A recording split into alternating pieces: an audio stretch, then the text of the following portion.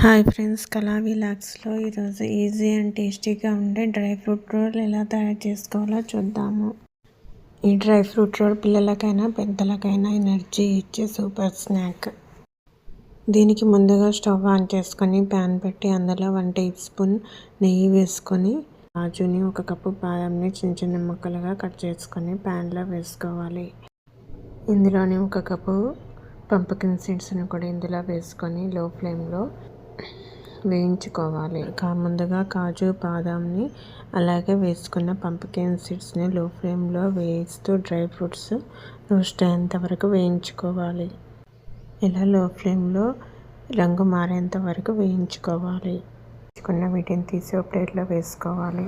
Dry fruits వేయించేటప్పుడు కిస్మిస్ కూడా వేసుకోవచ్చు, కానీ ఇక్కడ మా పిల్లలు తినరని నేను మిక్సీలో వేసాను. ఇప్పుడు 1 కప్పు ఖర్జూరము, 1/2 కప్పు కిస్మిస్ని వేసుకొని మెత్తటి పేస్ట్లా చేసుకోవాలి. ఇప్పుడు స్టవ్ ఆన్ చేసుకొని ప్యాన్ పెట్టి అందులో 1 టీ స్పూన్ నెయ్యి వేసుకొని నెయ్యి కాగాక ఈ ఖర్జూరం పేస్ట్ని అందులో వేసుకొని 1 నిమిషం పాటు వేయించుకోవాలి.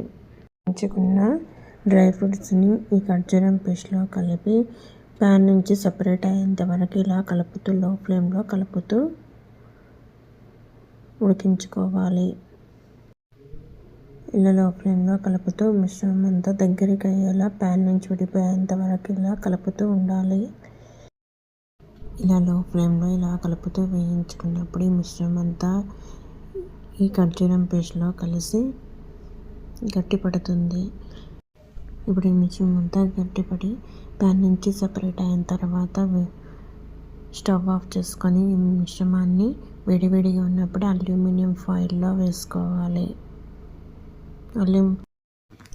ఇప్పుడు ఈ అల్యూమినియం ఫాయిల్లో వేసిన మిశ్రమాన్ని ఇలా ఒత్తుకుంటూ రోల్ చేసుకొని పక్కన ఉంచుకోవాలి. ఇలా రోల్ చేసుకున్న అల్యూమినియం ఫాయిల్లో 1 గంట సేపు పక్కన ఉంచుకోవాలి. పూర్తిగా చల్లారాక అల్యూమినియం ఫాయిల్ని తీసేసి ఈ రోల్ని ఇలా చాకు సాయంతో చిన్న ముక్కలుగా కట్ చేసుకొని సర్వ్ చేసుకోవాలి. ఎంతో టేస్టీ అండ్ హెల్తీ అయిన డ్రై ఫ్రూట్ రోల్ రెడీ. ఈ వీడియో నచ్చితే please like, share and subscribe. Thank you.